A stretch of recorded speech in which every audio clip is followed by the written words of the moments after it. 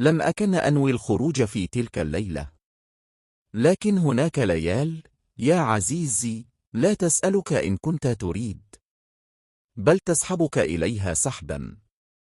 خرجت وحدي.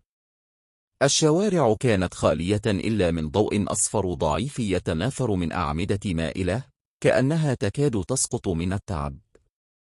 كنت أشعر بأن أحدهم يتبعني، ليس بخطواته بل بأنفاسه التي لم أسمعها إلا داخلي.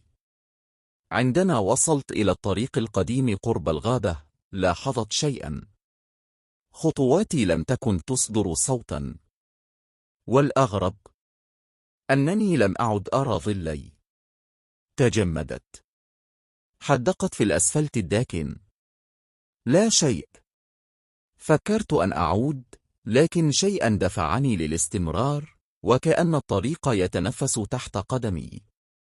بعد بضع دقائق رأيته.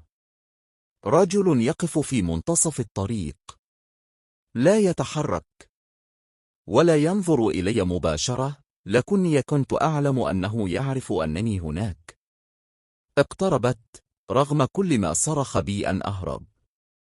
فجأة قال بصوت منخفض: أخيرا، لست وحدك هنا. شعرت بقشعريرة تسري في ظهري. كنت سأصرخ، لكنه أكمل: هذا الطريق لا يحتفظ إلا بمن فقدوا ظلهم. تراجعت خطوة. كنت على وشك الجري، لكنه تابع: لا تخافي، الظل لا يرحل إلا عندما يرحل الشخص عن نفسه. لم أفهم.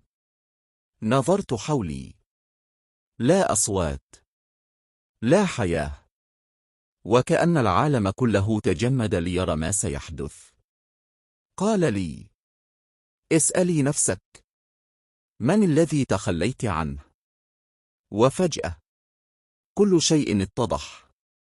لم يكن ظلي هو الذي اختف، كنت أنا التي توقفت عن رؤية نفسي منذ سنوات. تخليت عن أحلامي، عن قلبي، عن حقيقتي، وتركت أجزاء مني تموت ببطء. وعندما أدركت ذلك، عاد ظلي من خلفي ببطء كأنه يلحق بي بعد غياب طويل. رفعت رأسي للرجل، لكنه اختف، كأن الطريق ابتلعه. عدت إلى منزلي في تلك الليلة، وأخيرا فهمت ما لم أفهمه من قبل. نجمة، محاق العبرة. أخطر طريق هو الطريق الذي تمشيه وأنت فاقد نفسك، وظلك لا يختفي إلا عندما تفقد هويتك، أحلامك، وسبب وجودك.